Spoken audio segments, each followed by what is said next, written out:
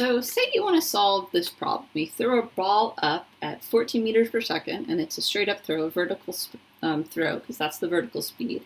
How long does it take the ball to get 6.2 meters above where you release it? So first of all, let's do what we always do for physics. We'll draw a picture.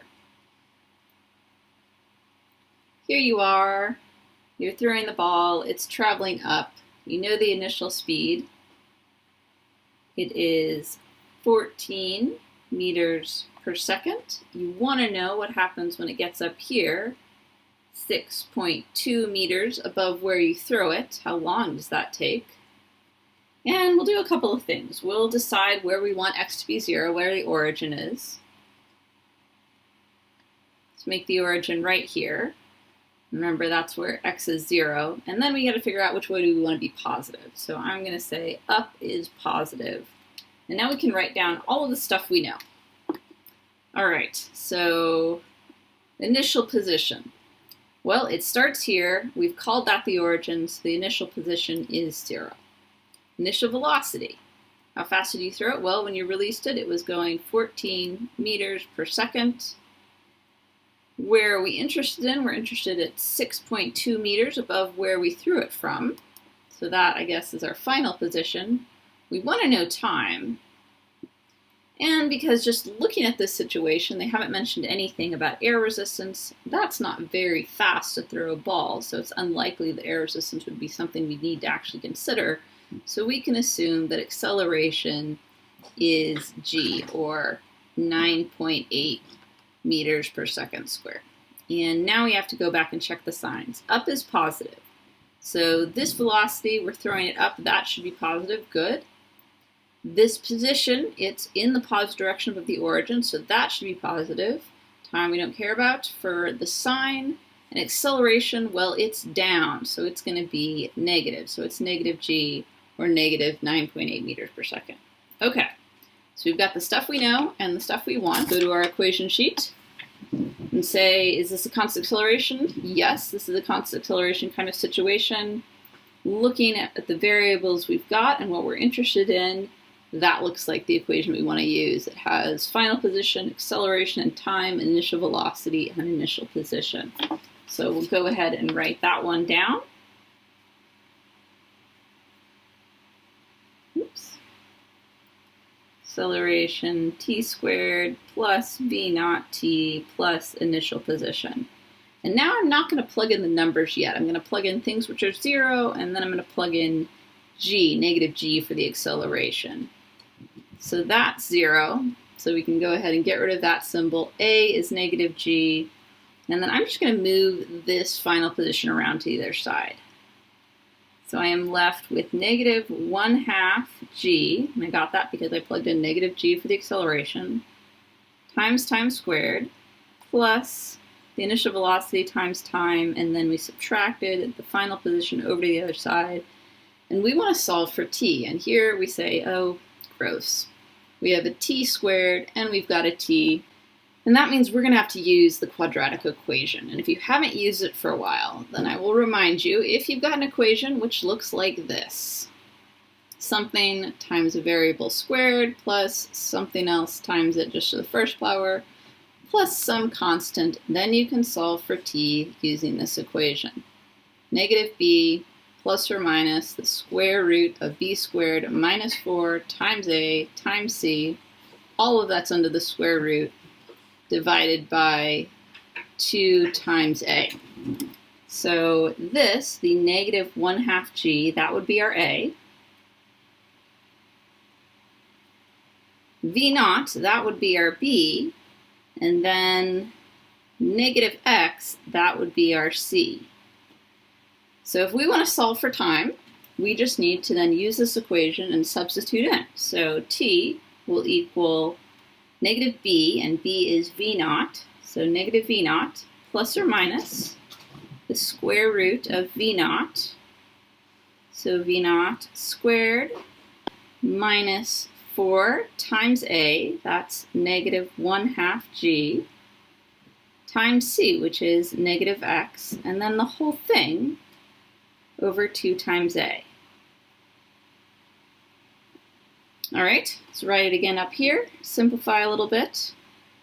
We get negative v naught plus or minus the square root of v naught squared.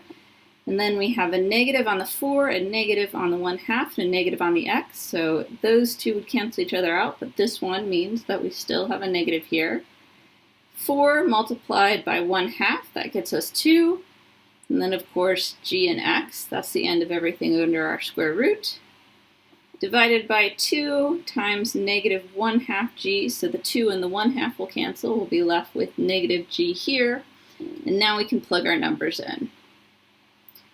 V naught, that is negative 14 meters per second, plus or minus 14 meters per second, all of that squared, that's under the square root, and then minus 2 times g, which is 9.8 meters per second squared. We don't put the negative in. Remember, we already substituted in the negative here, so the g is just the quantity 9.8 meters per second squared. Don't want to double count our negatives there. And then x, which I of course have run out of room, so I'll just write it right here. X is 6.2 meters. So all of that should be under the square root divided by negative g. So g, remember, is the 9.8. And now we can get at our calculator. I'm going to do the stuff under the square root first. So 14 squared minus 2 times 9.8 times 6.2. So everything under the square, that is 74. We'll take the square root.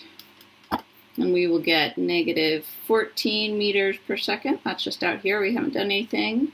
And then what was under the square root is 8.6. And let's double check the units. Meters squared over seconds squared, that'll be the first term. And here we have meters over seconds squared times meters. So both of these terms will be meters squared over seconds squared. So it's okay to subtract them. They've got the same units. And then we're taking the square root of meters squared over seconds squared. So this is going to be meters over seconds. Because when we take the square root of the meter squared, we get meters.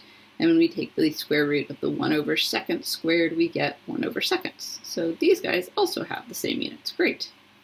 And then we divide by 9.8 meters per second squared. Okay, and I've run out of room again, so I am going to start here and erase. So I can do some more calculations. And I'll get t is equal to, well, we have two things we can do. We can add or subtract this 8.6. So when we choose to add it, we'll have 14 meters per second plus 8.6 meters per second, all over negative 9.8 meters per second squared, 0.55. And we'll keep 2 sig figs, because all of our information we got at the start is 2 sig figs. And then units. So meters per second, that's what we've got on top, meters per second, and then we're dividing by meters per second squared, so multiply by the reciprocal. The meters cancel, one of the seconds cancel, and we are left with seconds. So that's good. T should be in seconds, so there's one time, and now let's see what happens when we do the negative sign. We subtract 8.6. Oops, forgot my units there. 14 meters per second minus 8.6 meters per second divided by 9.8 meters per second squared. That gets us 2 seconds, 0.3, and we'll just check the units again. We get meters per second on the top. Meters per second minus meters per second is meters per second. And then we're dividing by meters over second squared, multiplied by the reciprocal, and the same things happen. One of the meters cancels, one of the seconds cancels, and we're left with seconds, 2.3 seconds. So we have two answers, and that will always happen when you have to use the quadratic equation, because there's plus and minus here. So which one do we want? What do these mean? Well, this one is shorter than that one, so this must be the first time it goes up. And this one must happen when it's gone up, it's stopped, and it's turned around, and it's coming down again. So this is the first time it passes 6.2 meters above where we throw it. And this is the second time when it's traveled upwards, it's stopped, and it's turned around, and it's coming back down again.